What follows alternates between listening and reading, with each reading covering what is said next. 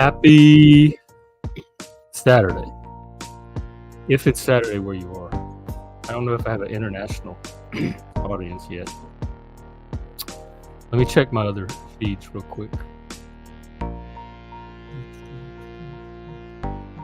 Okay. Looking good, working as planned. And Twitter is on the ball. Okay.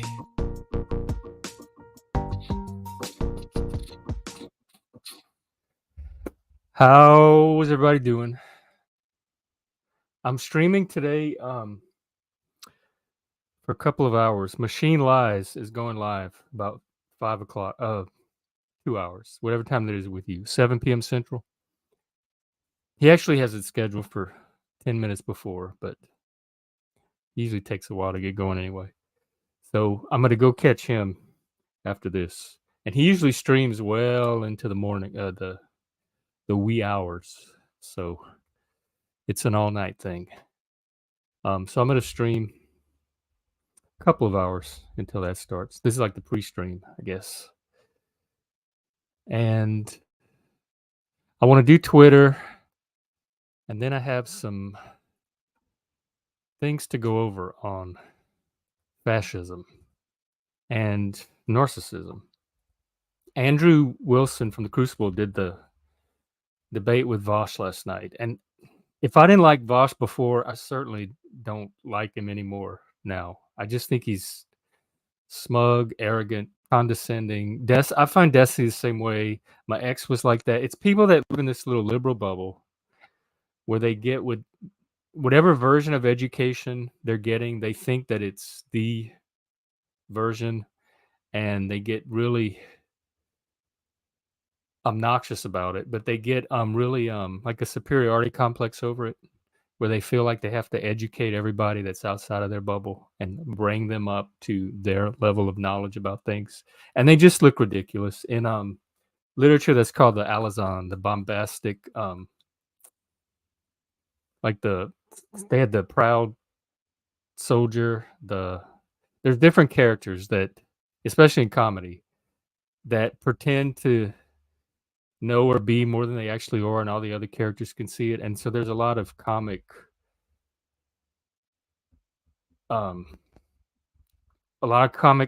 effect derived from that, and a lot of like comedic irony.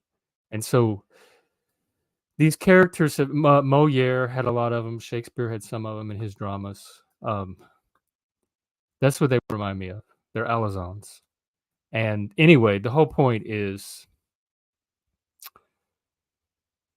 Andrew Vosh, as he so often, this seems to be his default, his go-to, especially people on the left in general, accused Andrew of being a fascist. And Andrew said, well, what do you mean by fascism?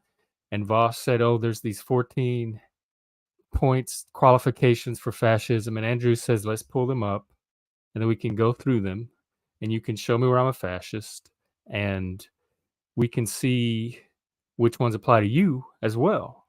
And the points he was talking about was Umberto Eco, who I really like, The Name of the Rose, Foucault's Pendulum, different Foucault, and wrote this article. When did he write it? 1995, where because he grew up in Italy, and he was part of apparently it was compulsory back then for kids, so he was part of the Italian fascist movement. He was raised in it, and he wrote this essay or article, and he outlines 14 points of what he calls fascism, which is like proto-fascism. It's characteristics that fascism can kind of cluster around and emerge from. So it's not fascism itself, but it's the characteristics that can, not always, but can lay the foundation for fascism. I wish they just pulled up the Wikipedia article and looked at the characteristics of fascism. But I suspected that Andrew's intuition was correct, and that if they did start going through these 14 points, that they would certainly apply to Vosh as much, if not more, than Andrew. So I started going through them myself, and lo and behold, as I was reading through them, My thoughts were, well, this is what the woke do. Well, the woke have this. The woke act like this. The woke exhibit this. So I want to go through them today and give my thoughts and tie them into the woke. And then after just before I got on the stream, I was checking Twitter. Oh, hey, Trad. Um, I'm talking about fascism and narcissism, but I'll get you on in a second.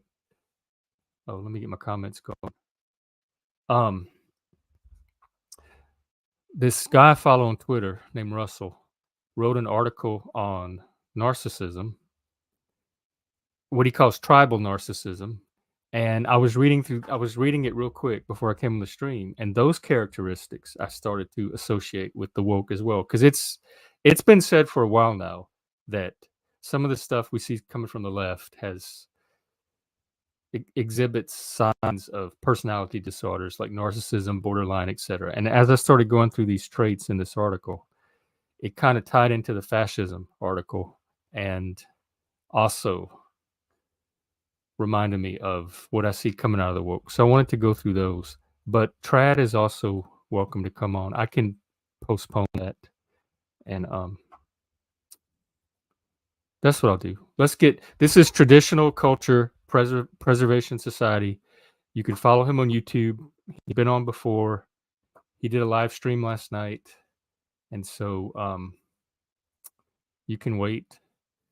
It might take a while, though. It was kind of my backup material for if I didn't have a guest. So I could always save it for when I actually don't have a guest. I'd rather prioritize the guest because this is really supposed to be me hanging out on my porch, and then people from the neighborhood can drop by and chat. So I'll get you on. Oh, I need a I'm playing around with layouts too, so I'm trying to find a layout that works. That's too big. I'll just keep it on this. What's up? Not a whole lot. I haven't seen the thing you're talking about, the Vosh versus Andrew Wilson debate. I haven't watched that yet. What was it like? I can't believe I sat through the whole 2.5 hours. It was depends on how you feel about the Vosh and Andrew, but I don't like Vosh. It was hard to be embarrassed for him or ashamed for him or even pity him. But that's what I would have felt if I liked him. It was pretty embarrassing on for Vosh, I think. I see. He's just so weaselly. And Andrew made some very good points, asked some very good questions, and Vosh evaded and tried to slip around all of them. See, it's interesting because the only Vosh debates I've ever seen, he won, but that's because his opponents were terrible. Like he went up against this guy Brandon Martinez, who was just a whiny baby, basically. I don't think I know him. He's like one thing.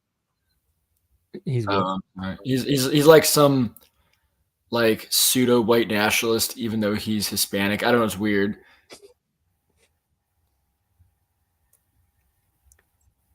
Yeah, the non-white white nationalist. He's an Uncle Ruckus. He's a what? An Uncle Ruckus. I don't know if you understand that reference. That's the Boondocks.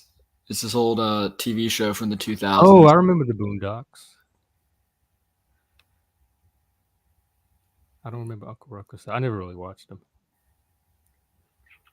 Yeah, one thing I noticed about Vosh is his whole world seems to be mediated by a computer screen. Like he wasn't even looking into the camera; he was looking at his screen the whole time, and he had a side camera on him that he wasn't looking at. And then when he did turn to it, he didn't look into it; he looked at the screen, and then he picked up his cat at one point and started holding it. And instead of looking directly at the cat, he looked at the cat as it appeared in his computer monitor while he's holding it. So his whole, I don't know if it's the autism or it's just him, but his whole world is what he absorbs from these computers and computer screens. And then it puts him in this information bubble.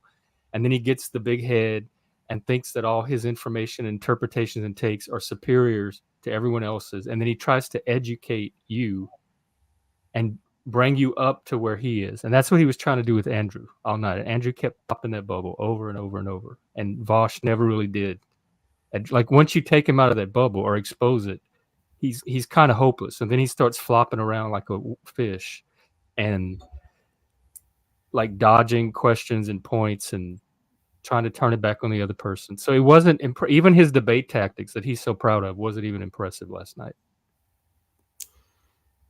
Yeah, that makes sense. Andrew really didn't have to do much. I feel like Vosh is like from what I can tell, he's like the left wing version of Ben Shapiro, in that they both have this tendency to go after like the most low hanging fruit, and that makes them look good. But then when they go against somebody that's not low hanging fruit, they look terrible. I don't know if you've seen Ben Shapiro's embarrassing debate with there's this British guy, Andrew Neil, that completely humiliated Ben Shapiro so badly he ended up like quitting the debate and walking out. Whoa. No, I need to look that one up. There's a few years. I don't. Andrew Neil. Yeah, Okay, Andrew Neil versus Ben Shapiro. Andrew Neil destroys Ben Shapiro in BBC interview.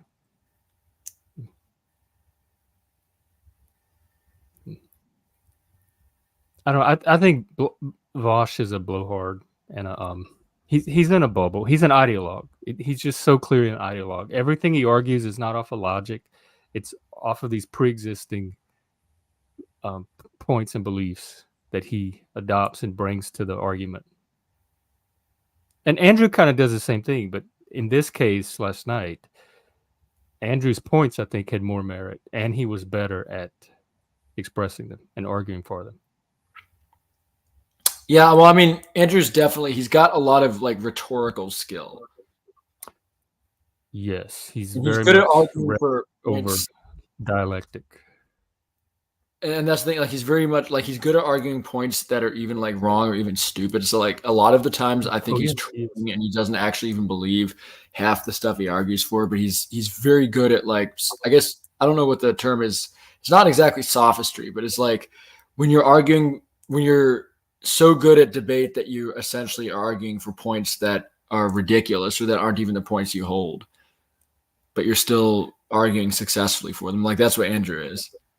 Yeah, well, that's what good debaters do. When I was in debate class, we were assigned different positions, whether we agreed with them or not, and then we had to take that position and argue it against our opponent. Well, so a good debater is trained to argue any position. I mean, that's how it should be. On the other hand, like the only thing I would say is that you don't necessarily want to have somebody who's like that, though, in a public forum where all of a sudden, it's almost like especially for so many people in this day and age, it's almost like there's very little. Most people don't have a very good understanding of when somebody's trolling or when somebody's being serious. You could end up getting a lot of people to basically support really stupid things, and I'm afraid that that's what like a lot of these bread tubers and a lot of these their equivalents on the right essentially do. That is that they get these impressionable young minds and like win them over with good rhetoric, and all of a sudden they got these foot soldiers, these defenders. I'm not saying Andrew's doing that, but I'm saying that like a lot of people have a tendency to do that in the YouTube debate sphere.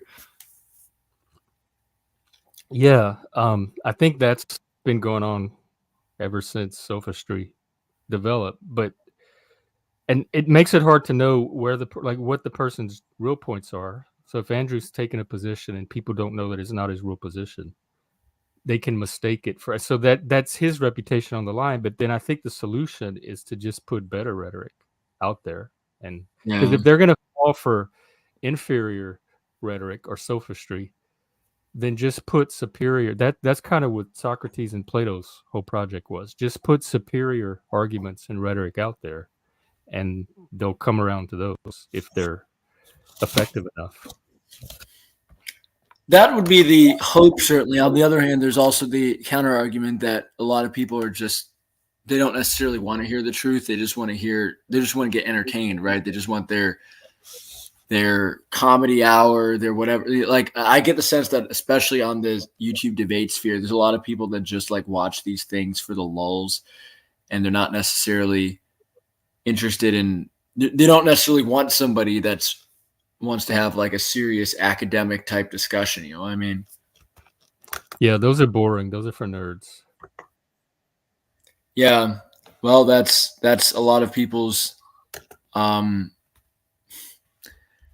that's a lot of people's worldviews, and that's just how you get these uh, online bubbles popping up.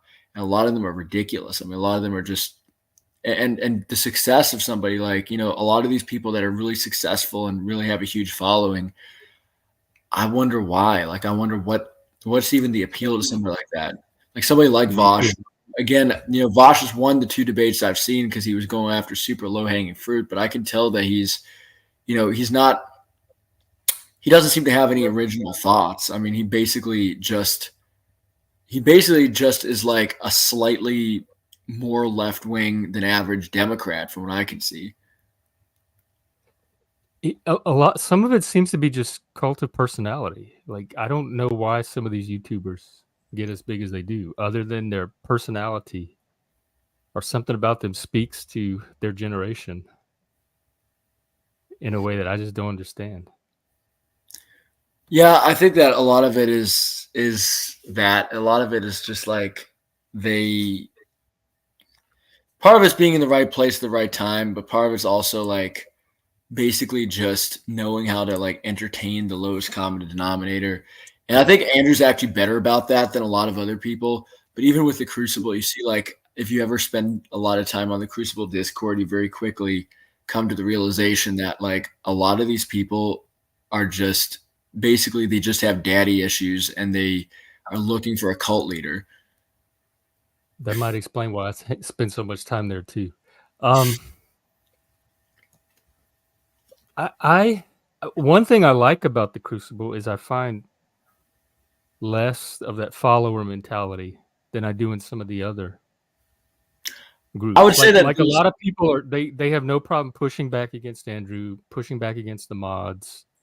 I do know when he gets in the server and he does his little discussions, there is kind of a sense of he's gathering his I don't know what I want to say. Like they seem to accept what he says more easily when yeah. he's talking live on the Discord. But even then, a few people will push back here and there. No, I mean, and that's the thing. Like, I don't think it's Andrew's fault. Like, I mean, I like Andrew as a person. I think that he's generally, I mean, I think he's very intellectually honest compared to a large percentage of his Discord. I actually think that one of the issues is, from what I've seen, is that like a lot of the people on his Discord, um, though they're just very. Maybe it's because I've had experiences where because I've done several debates on the Crucible, and what I found is that like a lot of them they get like really uncomfortable if you start poking holes in their worldview and you start doing it in such a way that they don't have a good counter to it. To some extent, that's human nature, but I feel like that's especially an issue on the Crucible that like they typically have and I think this is just a broader thing with a lot of like the Christian nationalist crowd. They have this preconceived sort of cult idea, and Andrew's not really the cult leader because he's it's something bigger than that. With Christian nationalism is that a lot of these people that are Christian nationalists, they've drunk the Kool-Aid of Christian nationalism. And if you push back against their idea of how the future is going to go, then they get like really scared and uncomfortable, if I'm being honest. I'm saying this because I had an experience where I had a debate against Andrew that I thought went very well. I was very impressed by Andrew. I think he handled himself extremely well during the debate. But then the morning afterwards, I went on the Discord and I got like about like 10 people shrieking in my face for like 5 hours straight in the way that people only do if they're legitimately uncomfortable with what I had to say. Like I could tell that that I had touched so many nerves just by poking holes in the naivete of the Christian nationalist, utopianism. And I really saw like a dark side to a lot of people that morning. People don't like to have their illusions ripped from them. I think that's all part of the initiation experience of the Crucible. I had the same experience after my debate as well. And then they more or less calm down and learn to tolerate me. But yeah, especially in the face of kind of the uncertainty that we face now and the chaos or the apparent uncertainty and chaos, because so much is filtered through social media. Um, those illusions become, I mean, we get more entrenched in the things that we hope for or want to be true or our ideals. And when those are challenged or threatened or ripped from us, yeah, it is human nature, I think, for people to not react so nicely to that. Yeah. I understand that and all. The only issue though is that like these are people that pride themselves on being, debaters and good at rhetoric and good at, and then it's like, you go in the morning after you're presenting with facts and what you're getting is like emotional crybaby response. Like I mean they like I talk about this sometimes on my own Discord that like I was stunned the morning afterwards. Like I've never to this day I've never seen any leftists, any woke leftists who are as big snowflakes as some of the people I saw in the Crucible the morning after. Really? More than the left? Like honestly, in a way, yes. I mean, I've like I was floored. I was stunned and floored by how weak some of these people's sense of their own belief system was, because I mean they were getting incredibly emotional over just stupid shit, and then they didn't have any they didn't actually have evidence to promote their position. Like I mean that's the thing. I think that they really want. I think a lot of these Christian nationalists, if I'm being honest, a lot of them just really want this like high tech utopia to arrive, this like Elon Musk sort of idea to arrive via like modern Christianity, specifically on the Crucible Orthodox Christianity. I think that a lot of these people, they listen to a lot of Steve Turley. I don't know if you know who that guy is. I mean, he's this guy that's like ridiculously white pilled, who's always saying that like, oh, like we're heading into this new glorious age where like conservative Christians are going to take over the world, and it's going to be like high tech conservative Christianity that's going to like take us to space and all this bullshit. And they don't want to accept the fact that that's not going to happen, and that the West is actually in decline. And they don't want to hear that. They don't want to hear that the West is in decline, even though all the markers are there that the West is in decline. And they get really pissed off when you point out accurately that, hey, all the markers of civilizational decline are here. Especially traditional Christianity. I mean, America is a Protestant, post-Protestant nation for the most part. So it's not going to be their version of Christianity anyway. Andrew kind of conceded a little bit to that last night when he said he doesn't necessarily have to argue for a particular version of Christian nationalism, or no particular version has to be right to argue for it. So he could argue for Orthodox Christian nationalism without it being the accepted, the dominant version or the accepted version or whatever. So see, but you already see there's a problem with that though, and it's that if that's true, like the claim that's made by the Orthodox Church, I don't know, I think Andrew's become Orthodox fairly recently, so I don't know how, to what extent he's familiar with this, but the claim that's made by the Orthodox Church traditionally has been that it is the only true church, and that these Protestants and these Catholics, like they're not quite on the same levels like pagans or something, or atheists, but they're not that far from it. Like if you're not Orthodox, you're following a false religion according to the Orthodox. You're following a false church. And a lot of these guys like Jay Dyer, I don't know if you're familiar with him.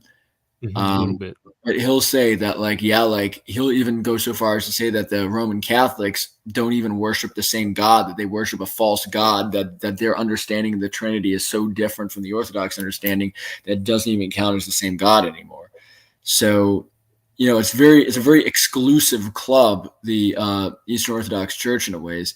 So in a real sense, if you're actually being honest, then an Orthodox Christian saying, let's live under like a Protestant theocracy, that's you can't do that. That's as bad as living under, atheistic communism, or living under any other system that is not orthodoxy if you're Orthodox. Secularism seems to be their major objection. It's a contrast to living under secularism, and shit, I forgot what I was gonna say again.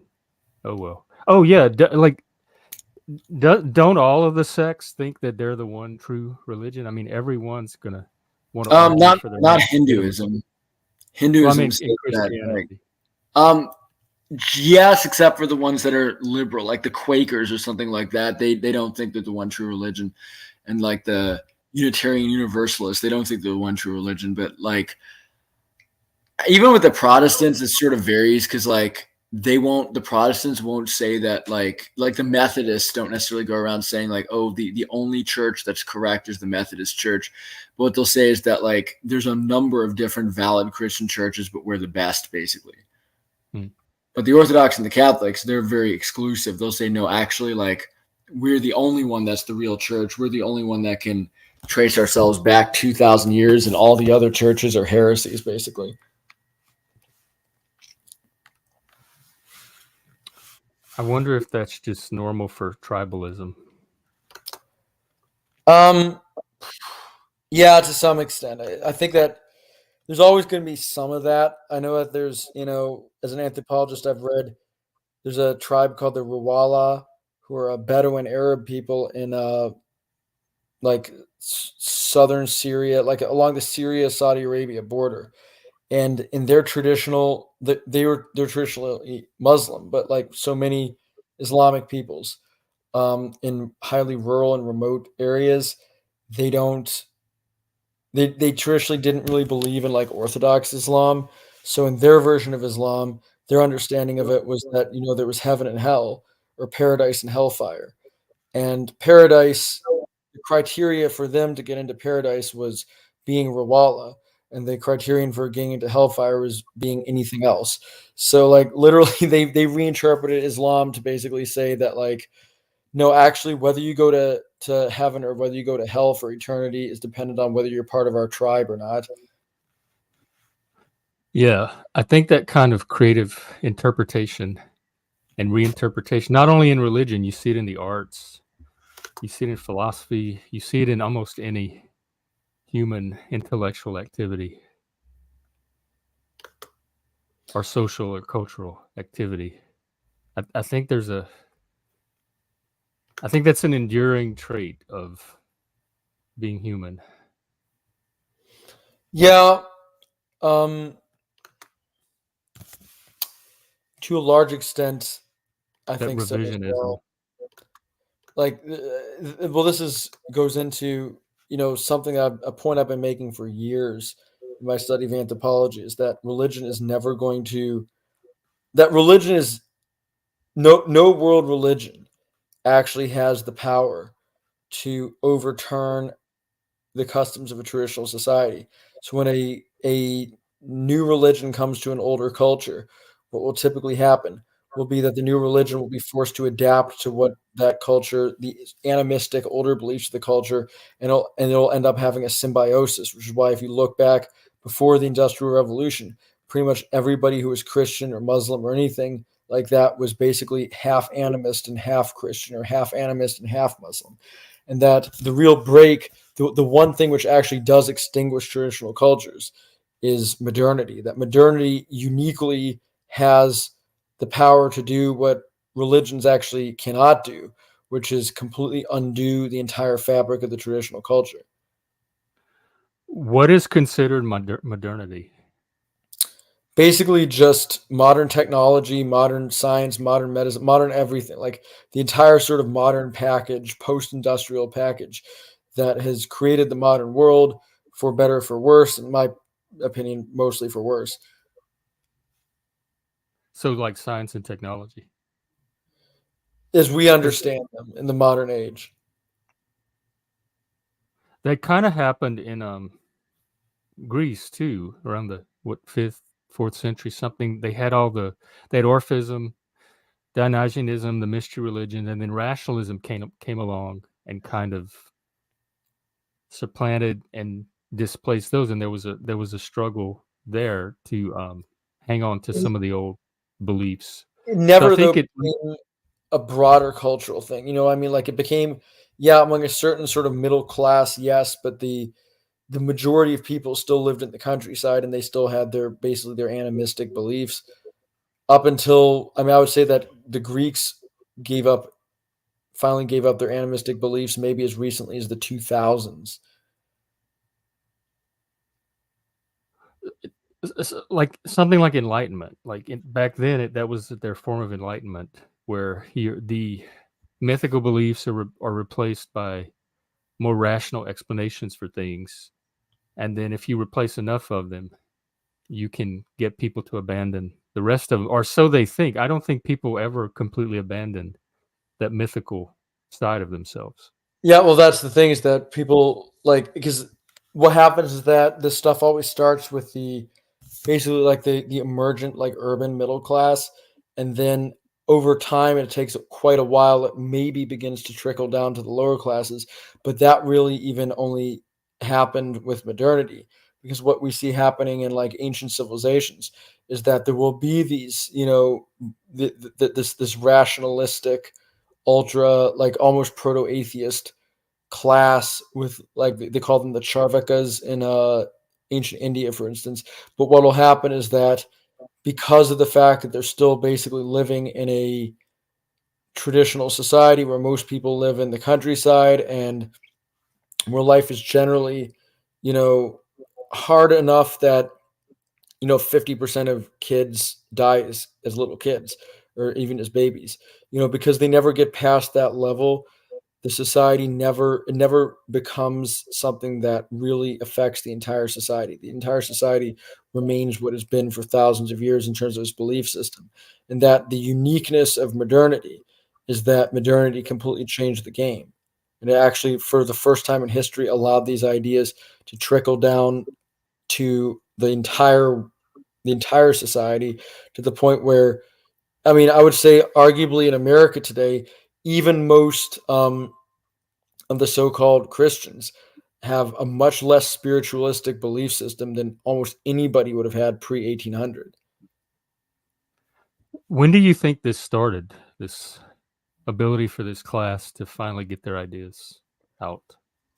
So the middle class was already doing this during like the 17th, 18th centuries, but it wasn't until the 19th century that it would have begun to really filter down to the population at large. And a large part of it is because of the success at allopathic medicine at doing the number one thing that it has been successful at. It is the number one, the actual success out of all the, you know, successes that Western medicine touts. There's only one that I would say it really actually did a very good job with, and that was they completely slashed infant mortality and child mortality.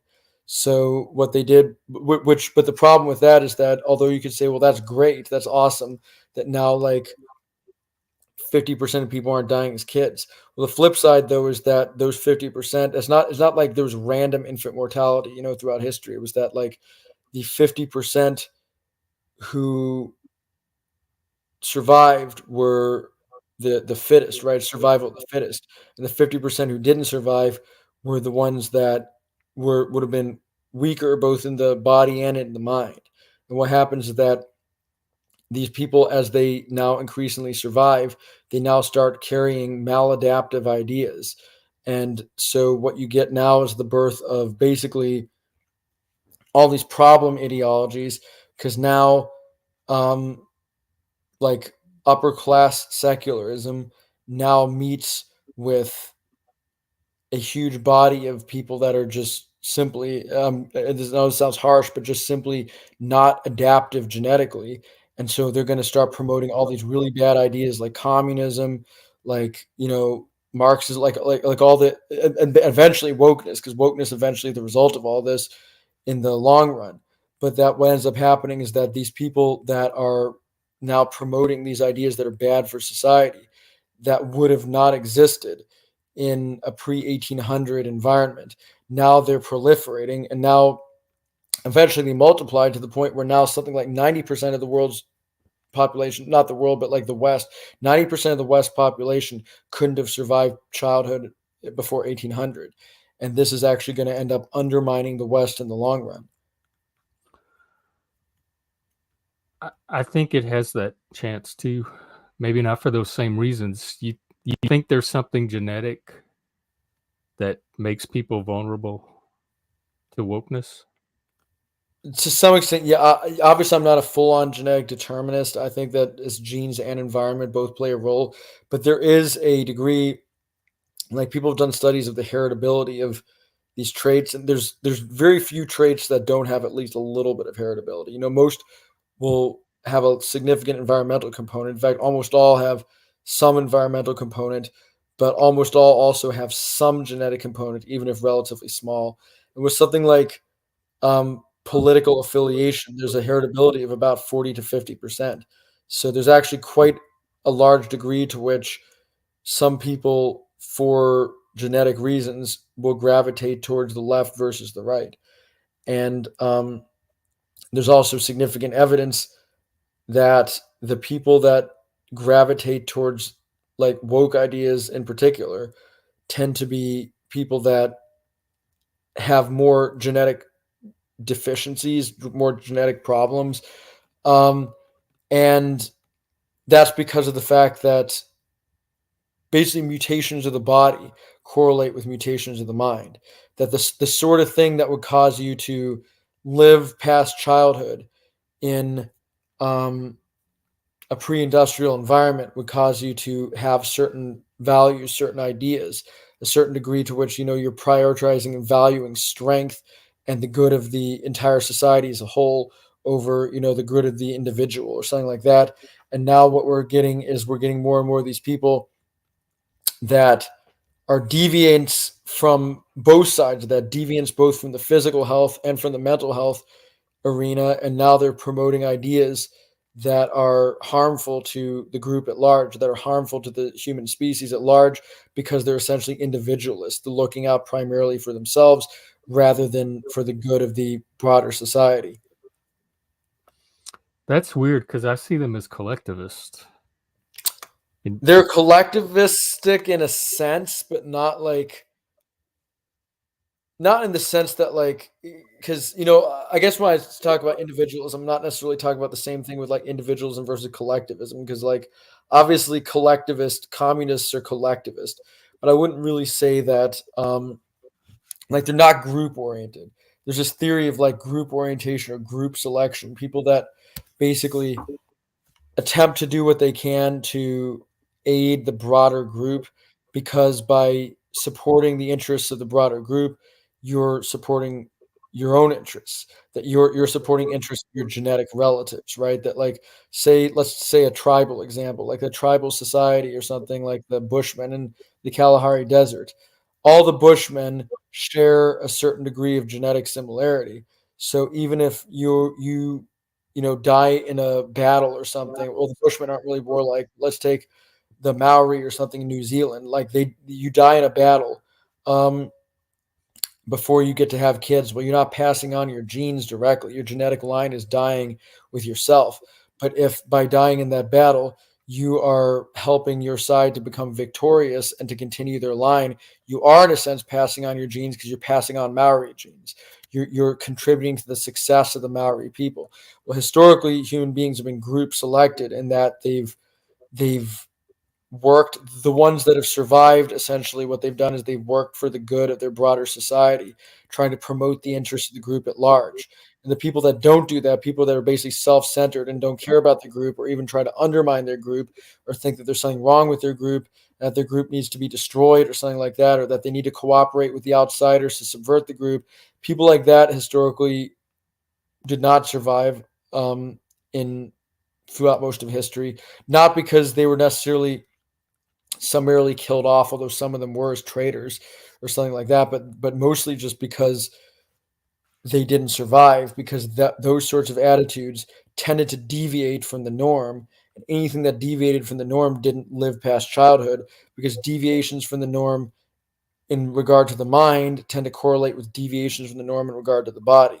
So what you got was a very stringent norm of group selected healthy people that would have survived childhood. And anybody that fell outside that norm didn't survive childhood. Well, now they do. So now you get all these people that are totally self-centered and are working to undermine the group. And that's what woke people essentially, you could argue that's what woke people are, is people that are trying to undermine the group.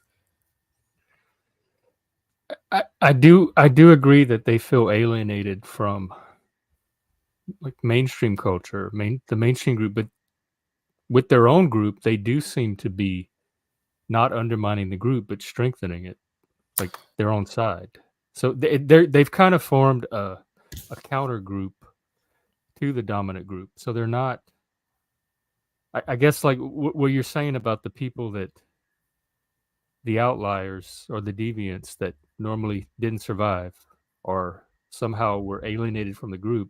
There's enough of them now where they can form a group of their own, and there's something that's giving them enough cohesion to have that new group they're forming take the place of the group that they got alienated from. Well, And that's so what they think, it but the functions problem, as though they're in a group that they're not alienated from now. And so they have a new group norm, I guess, that does sustain them to where they're not the outlier of it anymore. well, that's the problem though, is that like, well, that's what they think, that's what they're trying to aim for. But at the same time, the policies that they're pushing for are harmful and damaging to the fitness of the whole society. And so what eventually I think is going to end up happening, I think there's good evidence that this is the most likely scenario, is that they will undermine the society to the point of its collapse. And at that point, we may very well be back in a situation where half of people die as kids again. I don't know how how they've even undermined as much as they have so far, because is that something about our society that we can't seem to resist their attempts to undermine it? Yes, in the sense that once a group becomes a large enough subset of the population, they will begin to attain a decent amount of success, basically socially. Like once you get a large enough number of like the new people coming into the society being, like individually oriented and not group selected, then that will affect the society as a whole. So like the group, the individual historically has been subject to the pressures of the group, but at the same time, the group is subject to the pressures of the individuals within it. And as the individuals deviate more and more, that pulls the society apart more and more. What's the answer? The answer, Or this let is me what we were reframe that. talking about What's last the week. answer in a liberal democracy? Um, what I'll say is that this gets into what we were talking about last week. Um, The answer, I guess, at this point is just acceptance of the fact that we are in the decline stage of our civilization and trying to do whatever we can to minimize the damage of that decline. Like, there's no way we're not going to change it short of, promoting some sort of eugenics policy that I think is a really bad idea. Because you try to do that, like the last on earth I want is to give like a few powerful people the right over the question of who lives or dies. So short of something like that, which would be, the nightmare scenario, I really it's just acceptance. Like we're not going to change the tide of society's decline. We just need to do whatever we can, both for ourselves as individuals and for those around us, to hopefully minimize the impact of that decline. Yeah, that's kind of where I've been at too with this the past few years, and creating alternatives so that our society or our values or our group can continue to sustain itself. Mm-hmm. Well, that's the goal, anyways. Certainly. But I'm not sure we have the numbers really to like one thing Andrew talked about last night is the depopulate, like the birth rate's declining. If you don't have enough people to continue to repopulate your society, then you're not going to be able to maintain its institutions. And I'm not sure we have enough people to continue the institutions that we want to see continued. Yeah, I would say that whenever society is going to arise out of the ashes, it's going to be very small scale. So I would say that this is why it's important that people develop self-sufficiency within local communities, because in future things, I do think that things are going to become more localized again, the way that they have at various times during the decline phase of a civilization. either voluntarily or otherwise. Yeah, well it's those are the two options. Voluntarily, the intelligent people, what they'll do is they'll voluntarily figure this stuff out before it's too late, and the unintelligent ones will just party and live it up just up until the 11th hour, and then they'll be in deep doo doo when things really go south. They'll be at the mercy of the ones that got a head start. Yeah, it's just like how it was during the collapse of the Roman Empire and in the beginning of the Dark Ages. They'll become the serfs and the slaves, basically.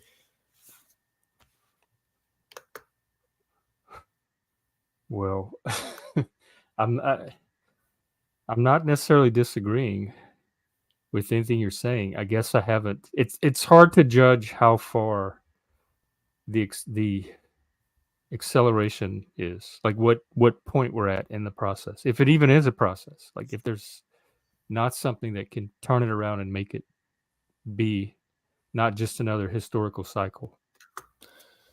Yeah, well, Andrew is very optimistic that there is that, like, somehow his Christian nationalist worldview. This is the Steve Turley idea again. It's like Christian nationalism is going to like save the world, and actually we're going to build back better, basically, out of like any, and like, oh, all this wokeness, this is just a phase and it's dying because Christians have a high birth rate. Like, I think that that's just a very naive view of things, though. I do too, especially if he keeps it married to the form of Christianity. He's talking about not even Orthodox, just I think the Christianity's trump card is their ethical system. And I think you could use that to appeal to as an appeal to recreate a society on some of those foundations. But you're going to have to strip it of the metaphysics, even maybe the aesthetics and all of the other stuff that are causing people to be alienated from Christianity. And orthodoxy Even is not that, going though, to like, that's gonna. do I that. think that we're at the like the high tide of secularism, because the reality is that when things collapse, there's always going to be a return to essentially a religious spiritual mindset. That, I mean, that arguably that's what happened at the end of the Roman Empire. People got very complacent and they stopped really caring about the gods or whatever. And then once the Roman Empire fell, all of a sudden you get the birth of the ultra religious Middle Ages. So, um, like, I think Andrew has a point when he talks about this idea that, like, oh, we're going to see an increase in some sort of religiosity. But the thing that I think he gets woefully wrong, though, is that he thinks that, like, this is going to be this cultural renaissance, when really what it's going to be is this, that always happens. There's always a return to a belief in the spirit world and a belief in the metaphysical when the physical world falls apart, which is what's going to happen. So you think it's going to be actually metaphysical? I think it's going to be mythological, but not necessarily metaphysical in a scientific age. And the dominant myth of Western culture, whether we like it or not, for better or worse, has been Christianity for centuries. So that would be the one that it would default to. That's where if you give people some myth built on that foundation that can resonate with them in a scientific age, I think you have a chance at that success. But if you tie it to belief in spirits, even belief in afterlife, resurrection, things like that, then it may not have the same reach. See, but I don't think That that we're necessarily going to live in like a scientific rationalist age 100 years from now. I think that, again, um, if we do see a societal collapse back into a dark age, we'll see a return to the sorts of things people believe during dark ages. You know what I mean? Like I don't see 100 years from now the Enlightenment rationalist thing really being what people are doing anymore. I think that what we'll see most likely is that, um, as always happens during the high point of civilization, people are going to become more secularized. They're going to become like they're going to have less of a feeling of need of, well, I need to believe in the spirit world. I need to believe in a metaphysical reality, because they start thinking, well, the physical world seems to be sufficient enough. Well, then you take that away, and all of a sudden you do get a rebirth of religiosity, especially if you start getting an environment where now half of kids are dying as kids again, and you start getting actually selection pressures in favor of religion, in favor of being religious, because whether or not you are a religious person is also partially genetic. And once you start getting selection pressures in favor of being religious, you're going to get a multiplication of people that are more religiously oriented, regardless of anything else. It it seems like for that to happen, like science and technology itself would have to fail. Modern medicine would have to fail. Everything that currently underpins our advanced civilization would have to fail. Not just our culture, For but most the people, infrastructure and form of the civilization would have to take some kind of major hit. yeah, well, for most ordinary people, that will happen. It's not that doesn't necessarily mean that we'll forget how to do all these things that we do now, but that like it will not be concentrated with the majority of the population. It'll be very like concentrated within like certain upper echelons of the population. And the broader population, that will happen. The broader population will no longer have access to what we have access to now. Because the trend so far seems to be a democratization of technology and all of the advancements of civilization. So at some point, you think the trend's going to reverse? Yeah, I think that that just generally is going to tend to happen as we become less and less capable of having, the large scale comforts that we have right now, which will occur because, again, people are becoming, as I was discussing last week, people are becoming less intelligent, and there's less and less of an ability to keep this stuff alive much longer. Right now, we haven't really yet seen the backsliding of technology, only because people are still, standing on the shoulders of the giants. But that even so, the rate of acceleration of technology is slowed down, and eventually we'll hit that point where instead of just having a rate of acceleration of technological advancement slow down, it'll actually start going backwards. That was kind of Andrew's point last night too, with like we need the people to keep it going. And if we don't have the birth rates, if we don't have the numbers, whether it's through low birth rates or through cultural attrition, or deviancy as you call it, that could be a point. The only, I guess, thing I have to say about that, maybe in critique of it, is that it does seem like a lot of the people that you're talking about on the deviant side, I'll use your word, seem to be the ones that are in tech. They seem to be the ones helping currently to keep the technology going. So could there be some correlation between physical lack of physical hardiness, I guess, and the ability to do the more intellectual work that it would require to maintain science and technology? I would say not much of one. There might be a weak correlation, but the problem is that the other thing that's happening, I actually have to hop off pretty soon because I'm kind of busy. But what I'll say is I can stay on for a few more minutes. What I'll say is that the other thing that's happening, this is related, but tangentially to the general lowering of physical fitness, is though also like now there's a lowering of IQ. So like the IQ rate of the people of the West is in serious sharp decline from where it was, and to the point where even even the Flynn effect, which I think we talked about last week, even the Flynn effect doesn't actually apply anymore since the late 90s.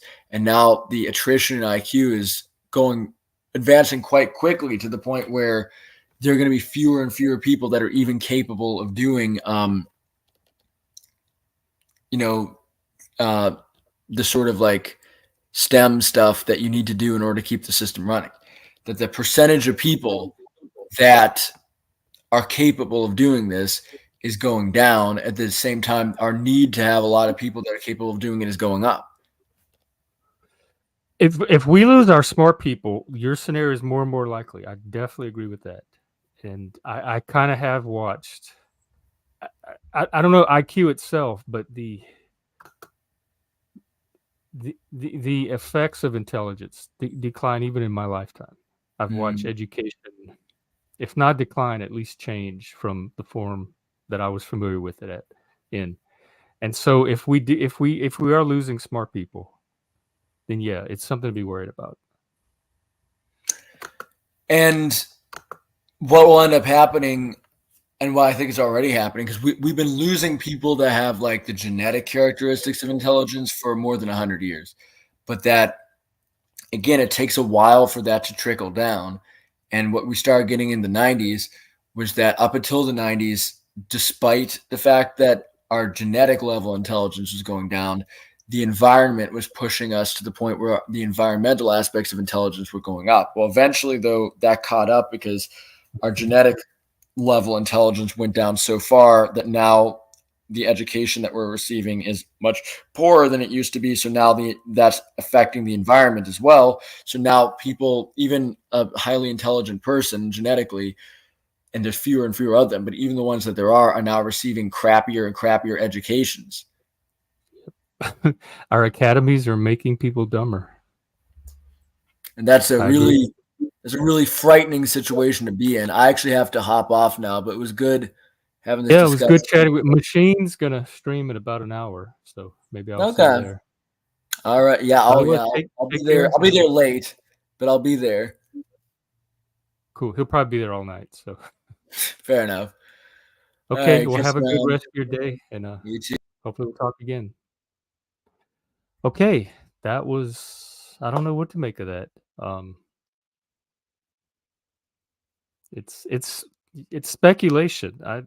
I've always been bad at the future. I work very well with concrete things that are in front of me, like problem solving things in front of me, and I have a affinity for the past too, history, romanticism, that type of stuff. I've been horrible at the future. I couldn't tell you what's likely to happen tomorrow, much less 100 years from now with the human race. And I know weathermen and stock people and all that are kind of faced with the same dilemma and do the best they can. So I guess it's one possible scenario. I have no idea how to evaluate it, but I definitely do know that we're going to need people that share some kind of cohesive vision for society and some kind of value system. And we're going to need intelligent people too to help execute it and maintain it. So if all of that is in jeopardy, then to me that moves this scenario a little more toward the likely column. I guess what I can do now is do that fascism stuff I wanted to do. I'll play that clip from the Vosh debate where actually it's not this went on like half the debate, so I'm just going to play one of the many clips that somebody could extract from the episode. Okay, here we go.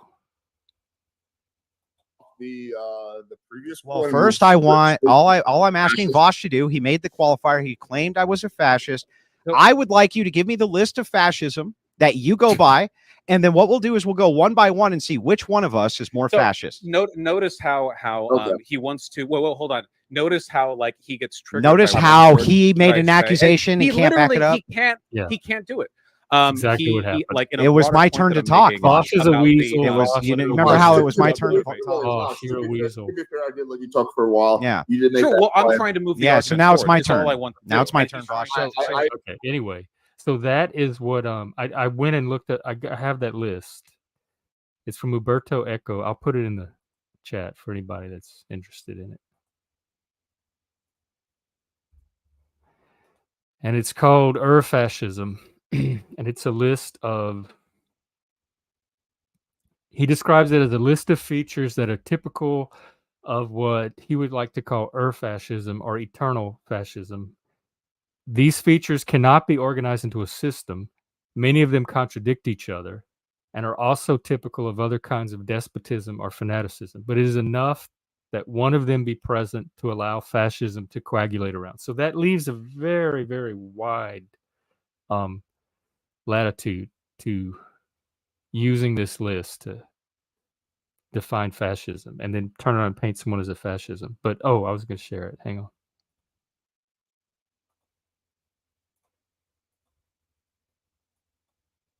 All right, here we go. The first is the cult of tradition. Well, that could apply to like 80-90% of the human race. So forth. He does make this distinction between tradition and fascism. It's much older. Not only was it typical of counter-revolutionary, let's see, and the new culture had to be syncretistic, which is the combination of different forms of beliefs or practice. So it's not just a single tradition. They start to draw from multiple traditions and put it together, like the Frankenstein monster that we see now with wokeness, which is Marxism, postmodernism, progressivism. It's a mishmash of all different academic theorists all smashed together. So they're doing the same thing. They're syncretically drawing from various traditions as well. Wokeness it has its own traditionalism behind it as well. There can be no advancement of learning. Truth has already been spelled out once and for all, and we can only keep interpreting its obscure message. That sounds very familiar to me with the critical race theory, the gender studies. Traditionalism implies the rejection of modernism. This is number 2. The rejection of the modern world. So the modern world they reject is the Enlightenment liberalism, or what they call whiteness, Western culture. And they're replacing it with this new world that they propose to be a even more modern utopia, except that their utopia goes back all the way to prehistory, before the modern world was even created. They're trying to liberate a nature and a utopia that existed before the modern world. So to me, they're doing a form of rejecting modernism as well, by rejecting the Enlightenment. See, he's saying the Enlightenment, this is the fascists, say the Enlightenment and Age of Reason is seen as the beginning of modern depravity. But the wokenists are saying the same thing. They are saying the Enlightenment and the Age of Reason is the beginning of modern oppression. Not even the beginning. It's just a continuation of the oppression that's been imposed since the beginning of time by the patriarchy, because the patriarchy's always existed. And so they're doing the same thing.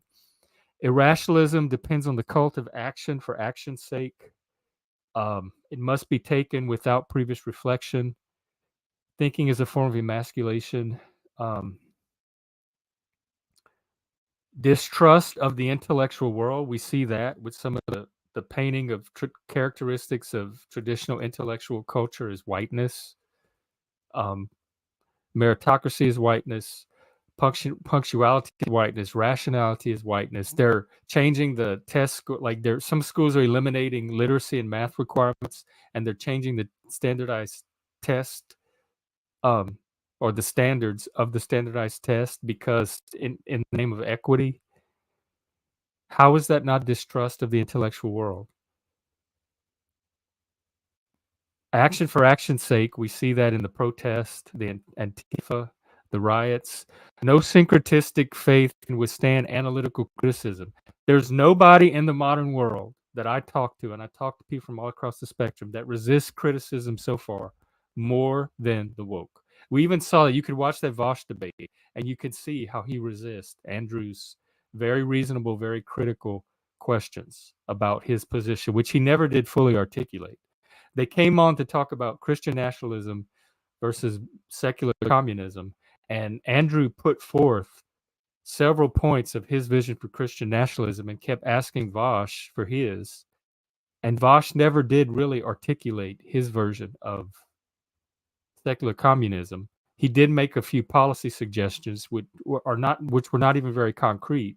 He said global warming is, if we work on global warming, that will solve a lot of our problems. But it was that vague. And then he accused Andrew of not putting forth any positions at all when Andrew put forth several over and over and over, like restrict abortion, restrict pornography use for kids, for people underage, stuff like that. Very sensible policy decisions. Besides, disagreement is a sign of diversity. Fascism seeks consensus by exploiting and exacerbating the natural fear of difference. This one's a little tricky because they cheerlead for diversity all the time, but notice what the diversity doesn't include and what they are alienated from. White, male, heterosexual or heteronormative, cis normativity, religion, which they say Christianity, but when you talk to him, it's all religion. And that came out in the Vosh debate too, his distaste for religion in general. So I think they're just contraries of each other. So they're both, to me, they're both proto-fascists, but the proto-fascism on the right is such a fringe movement. They don't have the numbers, they don't have the credibility, and our fascism on the left seems to be growing and increasing in our institutions. It's in our academies, medical industry, med school, legal industry, law school. It's in my field, mental health, and it seems to be increasing. So I think the proportion of it is different on the left than it is on the right, and much greater on the left. So I take it more seriously as a threat from the left than I do the right.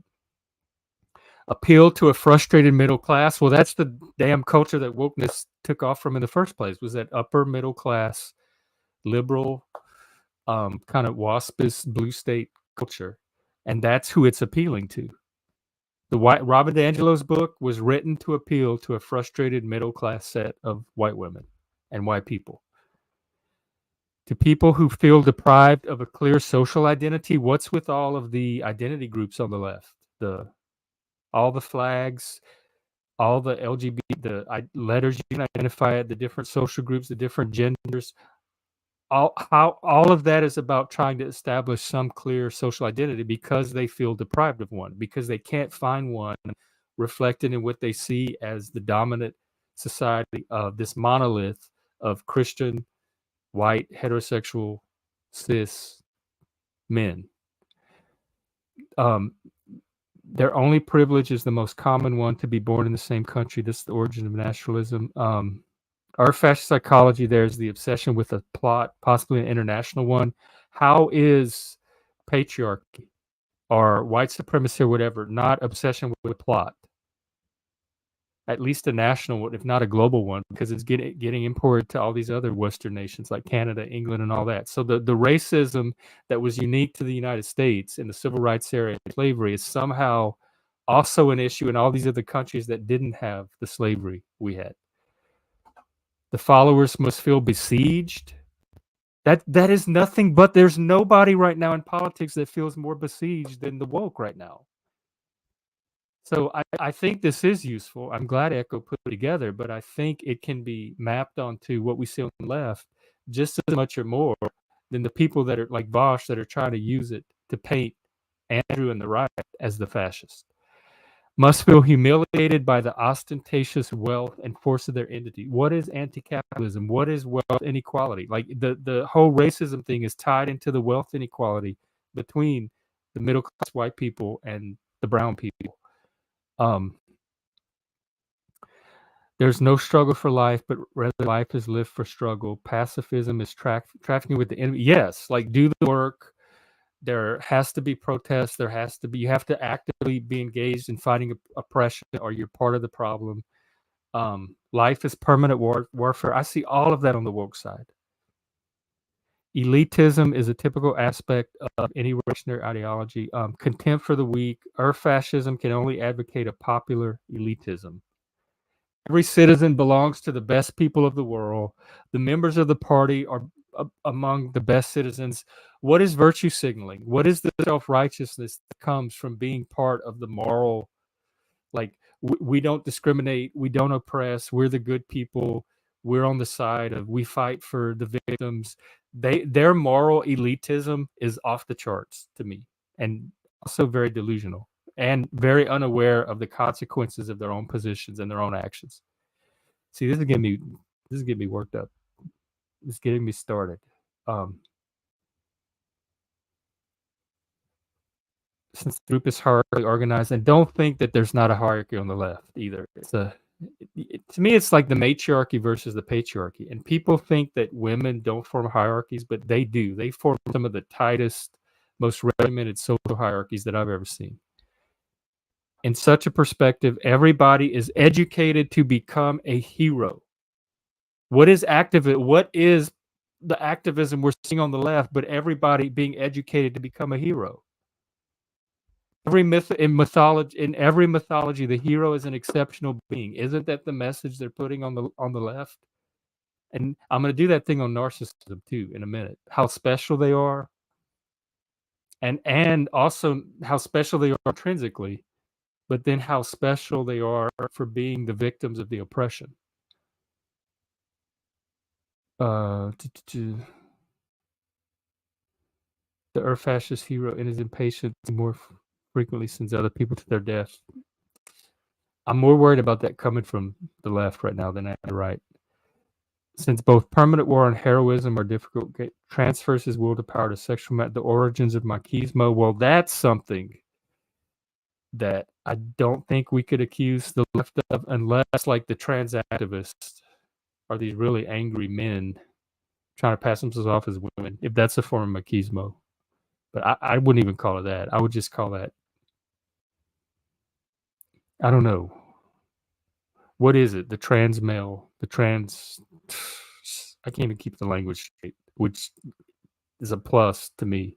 But the men that are trying to be women and the activism they go out and do, where they holler and scream and have all this rage. Yeah, I would just call that rage. Since even sex is a difficult, tends to play with weapons. Well, and Antifa them play with weapons. There are weapons on the right. I mean, on the left. For people that want to demolish guns, they have the cocktails, the bombs and stuff. They're capable of violence just as much as any other side, and they have the weapons to do it.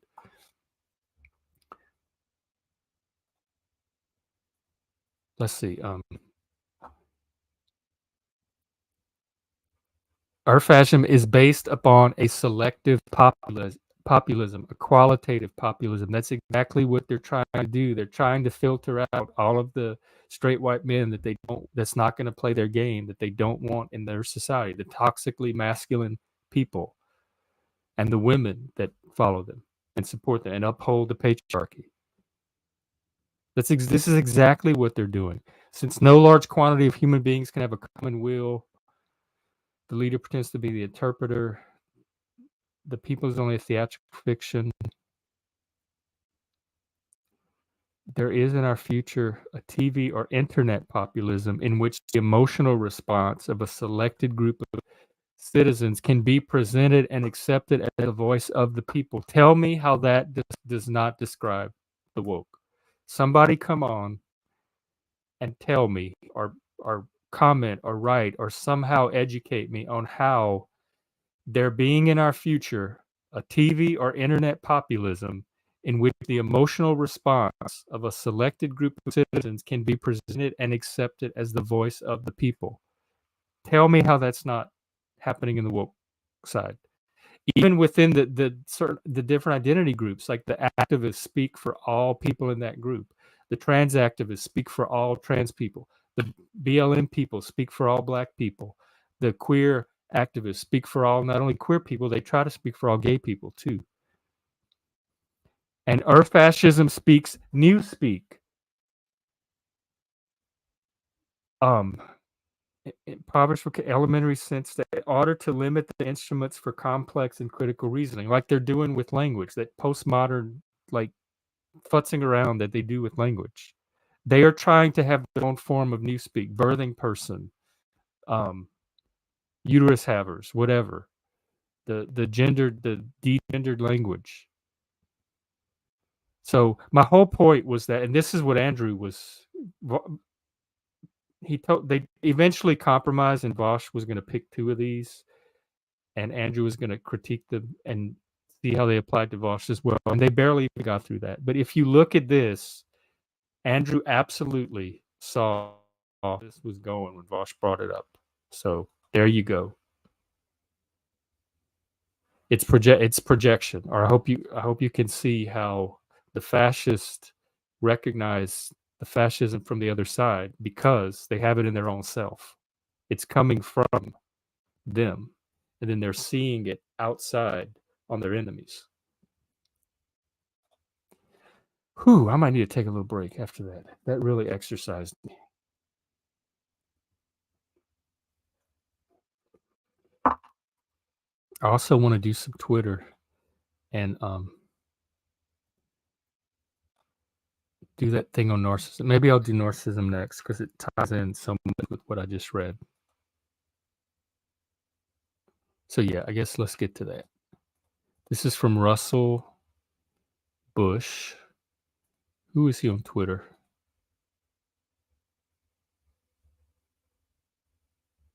Something fool. The Rambling Fool on Twitter. He's really he's one of my favorite follows. So let's take a look at narcissism.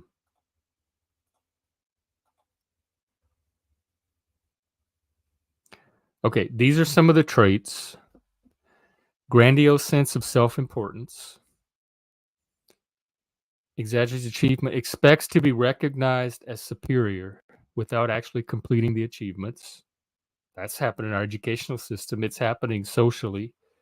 Especially we see it now with the trans people. Preoccupied with fantasies of success, power, brilliance, beauty, or perfect love. Beauty, I would say, with the trans.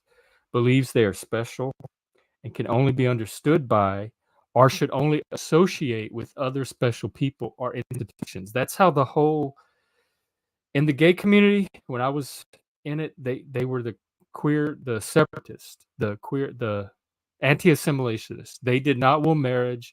They did not want to assimilate or integrate into mainstream society like most of us did. They wanted to split off from normal society and form their own group that they lived in with people that were just like themselves. Requires excessive admiration, has a sense of entitlement. Oh my God.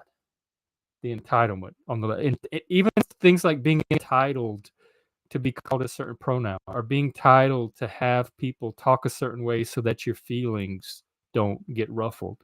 That's not a right that we've ever had in America.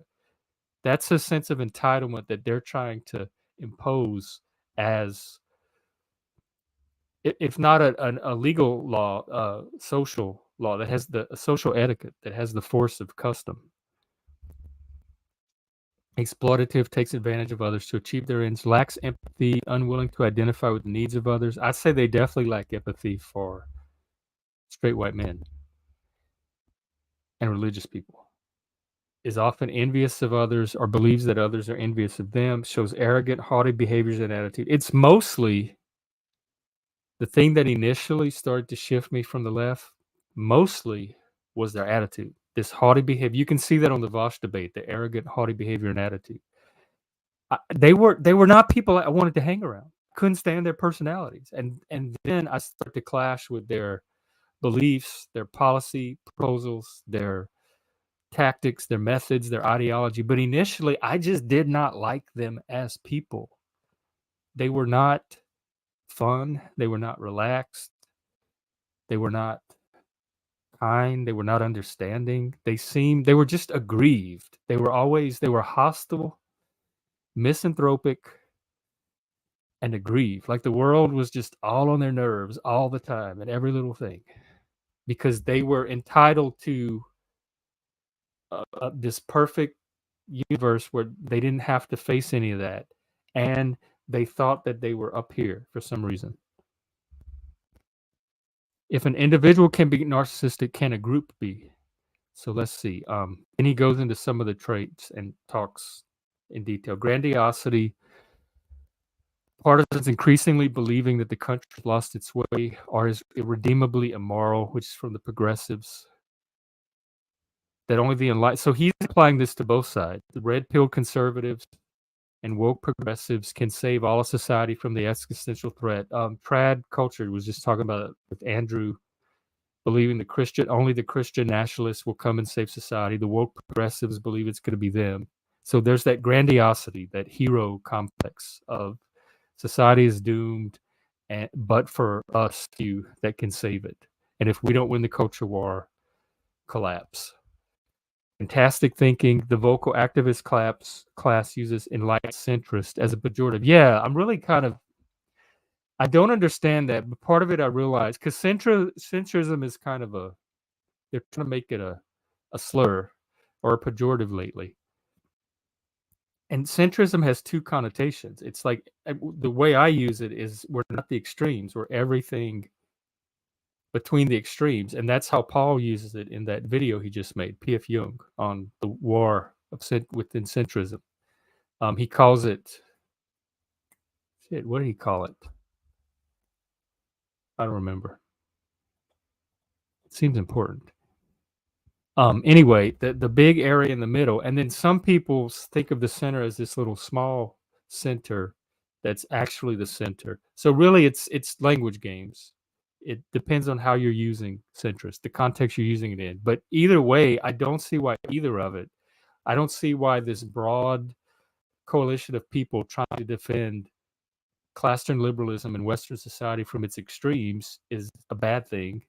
And I don't see why taking a position. In fact, there's a tweet, and this is a good time to pull it up, that Paul made,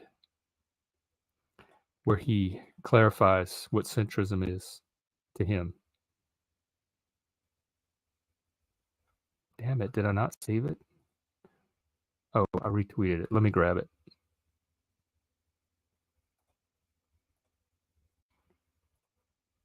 All right, here it is. Centrism, and this is like small center centrism. It's not a fixed set of beliefs. It's an approach to determining what the appropriate balance of conservatism and progressivism should be in a dynamically changing environment. So it's an approach. It's not a belief system. I don't see why that approach is subject to the kind of scorn that people try to throw at us. I guess that's my side with I'm center right, but I have a mix of beliefs and values from both sides. I'm more sympathetic to the right now because they're more sympathetic to the values that are most important to me, like free speech and, believe it or not, anti-authoritarianism. They use enlightened centrists as a pejorative. They don't see compromise as a legitimate political strategy. They're convinced that their idealized policy prescriptions they believe that they're possible and the only legitimate solution. Active conservatives and progressives alike envision of utopia of their ideological making. So he ties that to fantastical thinking. Exclusive association. Yeah, we see that with cancel culture. He says people guilty of wrongthink is discouraged and punished. The in-group forces consensus. The members fall in line or they're treated harshly. Disagreement is incredibly uncomfortable. Anyone who disagrees with their obviously correct ideas that are obviously necessary to save the world should be avoided. Require admiration. Performative public agreement, he calls it, is integral to their good standing. Certain groups of people are elevated, canonized, such as on the right, police and soldiers and job creators are on the right, on the left, racial minorities, alphabet people, allies, progressives. Criticism is forbidden. You have to vocalize praise and admiration. Entitlement and expectation of favoritism.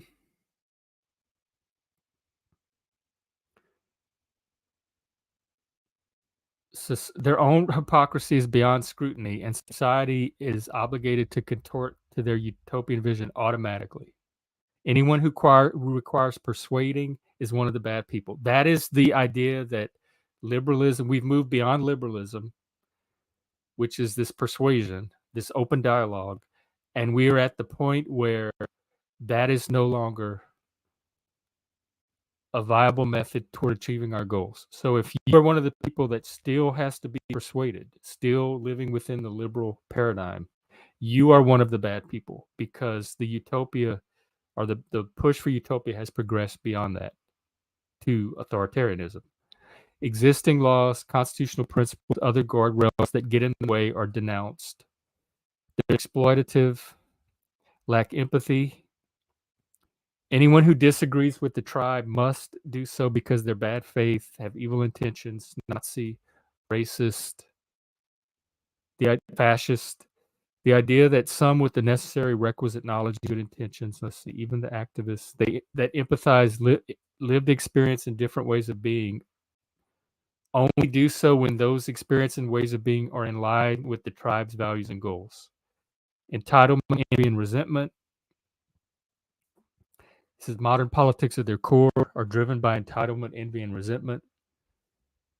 Conservative activism is the idea that small town America had prosperity taken from it, entitlement, and transferred to their tribal enemies. Progressive activism is the idea that historically disadvantaged groups should be given structural advantages going forward, entitlement, and that capitalists are hoarding prosperity and should be taken away from them by reform. So you kind of see how both sides are mirrors of each other. And that's what I was saying about those fascist principles, that they can also, so the extremes really do look more and more like each other than not. And extremism itself seems to look like a single phenomena, depending, regardless of which side it's on. Whew. I need to shake my brain out. Those outside of the tribe. Oh, these are the arrogant, haughty attitudes. Libtards, snowflakes, that's from the conservative side to the left. Deplorables and maggots from the left to the right. And other dehumanizing pejoratives. Dehumanization, that's a big one. That's what I really couldn't stay. I got so tired. When I first moved to Seattle, I got a taste of that from the X, from some of the liberal people up here. The absolute hatred and dehumanizing way that they viewed people that were not part of their in-group. I had never encountered that before and I grew up in Trump country. I grew up with Republicans, Christians. They never dehumanize people. Some of the churches may have in the pulpits, but the actual people on the street that you encounter and work with and eat with and live with never had the dehumanizing vision or rhetoric that I saw coming from the left when I moved to Seattle. And it really caught me off guard. I wasn't expecting it from my own side. Nothing's off limits for individuals that come into the tribe's threats of violence, rape, harassment, financial ruin, doxing, etc. They justify all of this because they're able to dehumanize you to the point where you're enough of an enemy that it does justify it. Okay, so anyway, defeating it. He talks about treating it as a personality disorder.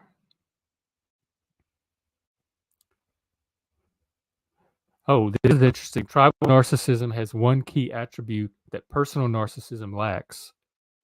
Tribal narcissism is encouraged and socially enforced. Like the individual narcissist has to keep his defensive image of himself because they're really like a void inside. Like they have so much insecurity and negative view of themselves that they create this compensatory image that has to constantly be reinforced by others for them to alleviate the dysphoria that they actually feel about themselves. And tribal narcissism is encouraged and socially enforced. They force consensus and cut you from their life if you disagree with the tribe. If you're looking for a way out, some good news, the views that hold are only actually held by a few vocal, fervent activists. Their support is bolstered through a combination of carrots and sticks. It's kind of a false support. It's like the Wizard of Oz and the Oz head. They make it seem like they are more of the majority than they actually are. So the only way out is to reject the social dynamic. Enough people have to reject the idea that you're guilty by association for having friends guilty of wrong thing. I think I told you one of my very first encounters with wokeness during 2020 was this group I was part of mostly liberal women. And I didn't even know who Jordan Peterson was at the time. I heard about him through a friend that told me about him, and I brought him up in this group, thinking I didn't even think that it wasn't anything I shouldn't bring up. I was excited to learn about him, curious about because he did men's work, curious to know more about him. And when I brought him up, there was this really strong reaction by some of them, and I kind of got painted by association from just having a friend that was into Jordan Peterson. They started to change the way they saw me and reacted to me, and eventually, one of them that I was really close to ended our friendship, and then a few others followed after that. We used to Zoom together 2 or 3 times a week. All of that stopped. Just from initially, it was because like the thing that started the shift was me bringing up Jordan Peterson and being associated with somebody that followed Jordan Peterson. So he's saying that if we reject the idea that you're guilty by association for having friends guilty of wrongthink, that's one of the ways out of the bind that the woke try to keep us in. And I was shocked that happened because I didn't see the people in this group as the type that would. That's the first time really in my life, other than if you count like being gay, that I had actual social consequences because of a political opinion. Most people in where I grew up, most people didn't care what your political opinion were. That was not going to stop them from hanging out with you or associating you or including you in activities or a group. That was really the first time that I had experience with a group of people I considered my friends changing their standing with me based on a political opinion, which I don't even consider talking about Jordan Peterson a political opinion. They were politicizing Peterson themselves. I wasn't. So I didn't even predict that that was even going to happen in this group. I never saw it coming, that they were even the type of people that would treat me differently because of my association with somebody they considered having wrongthink.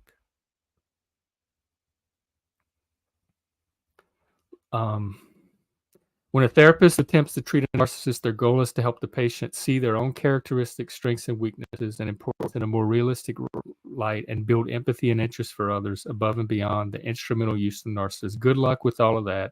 Narcissists are very difficult to treat. And I just want to make the point, narcissism is kind of a spectrum. We all have a little bit of, like babies and toddlers are almost completely narcissistic. So it's where it's like how much narcissism you have. And the malignant kind is the kind where it gets pathological and destructive to other people. But you can have some really egotistical or self-absorbed people too that are not necessarily malignant. Did I just stop sharing that article? Damn it. I thought I was looking at it the whole time. Sorry. Well, so much for that. Let's do a little bit of Twitter, and then I'm going to wrap up because Machine Lies is about to start his stream.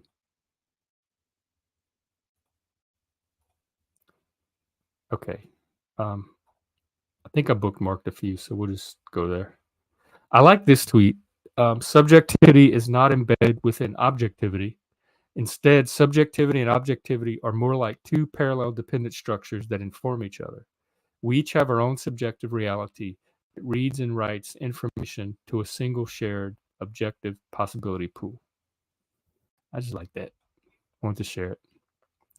Microaggressions aren't real. There's something a person makes up in their own head. Sorry, that's just a fact. Grow up, ninnies. I agree. I didn't even know what a microaggression was until like a few years ago. I'd never heard of such a thing. I'm thinking, who are these oversensitive people that can't it's not that they can't handle something that happened. Nothing happened, and they're trying to see an event that's not even there. Oh yeah, did y'all see this? Oh, this is Russell again. Canada took all their books from prior to 2008. They had this like mandate, I guess, to make their books more inclusive. And one of I think this is a school library. Let me see. Yeah, it's a school. In order to meet the requirements of this inclusivity mandate, and make their collection more inclusive. They got rid of all of the books before the year 2008, just whole cloth. And so that's what it looks like now.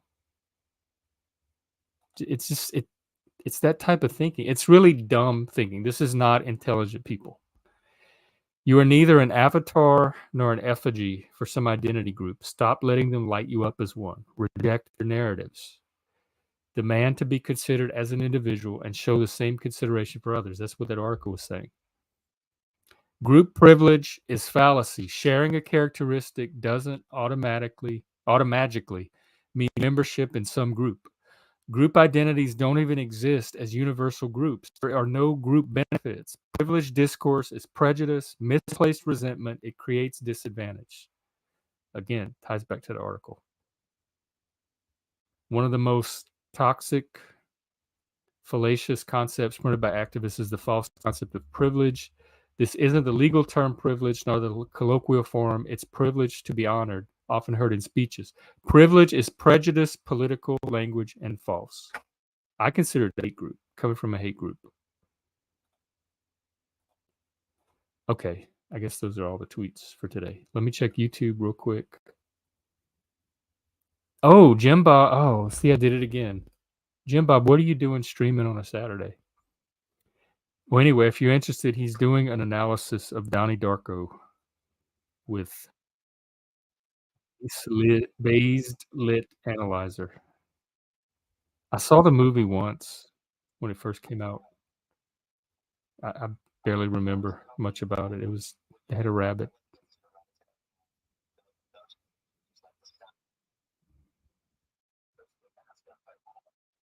So anyway, that's happening now. And then in about 15, 20 minutes, supposedly, Machine Lies is going to start his stream. So I'm going to go hang out over there with them. That's very often a wild time. So if you're looking for some excitement, that's another extreme stream. Okay. I don't know if I'm going to stream tomorrow. I'm thinking about doing what I didn't have a Bible thing today because I'm still on the flood, and tomorrow's our book club. I have the Schopenhauer essay to read for that, so I'll probably get back to the Bible Monday when I stream. We'll be on the flood and the Noah story. But I may or may not stream tomorrow. Sunday's a really busy day for me. If I find some time in the afternoon, I might stream, but I don't think I'm going to schedule it in advance. So I think I'm going to do like God did and cease and rest on Sunday, which is kind of a very Christian thing to do. Under Christian nationalism, are we going to get Sundays off? Like most people have them off anyway, but is it going to become like growing up? We had the blue laws which sucked actually. You couldn't buy alcohol on Sunday. Certain places had to be closed on Sunday. I don't want to go back to all of that. I like having things open. Living in Vegas and even New Orleans, which are kind of 24-hour towns, there's always something open. I don't want to go back to a society where things can only be open on certain hours. Oh,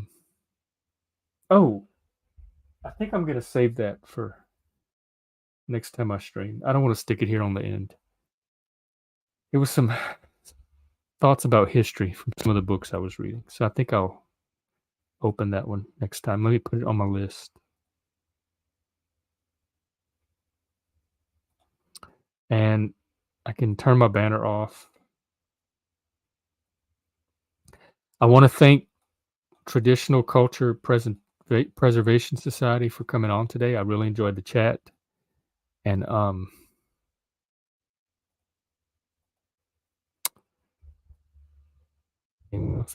the future.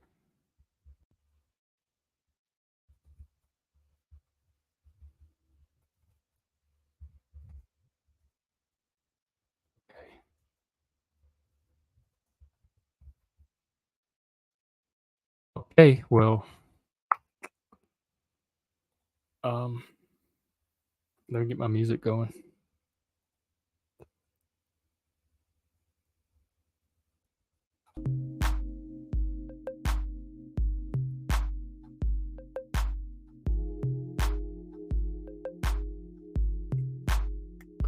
Have a good Saturday or whatever day. If you want to, there's no P.F. Jung show tomorrow, although he might do something spontaneous, but there's no gender fucks planned. If you want to join the book club, we're reading an essay from Schopenhauer on how to have logical arguments. It's a satire essay, actually. So if you are absolutely really burning to be part of that, you can contact me and I can get you the essay and the link to the book club. Other than that, if I don't see you tomorrow, I'll see you on Monday. Have a good weekend.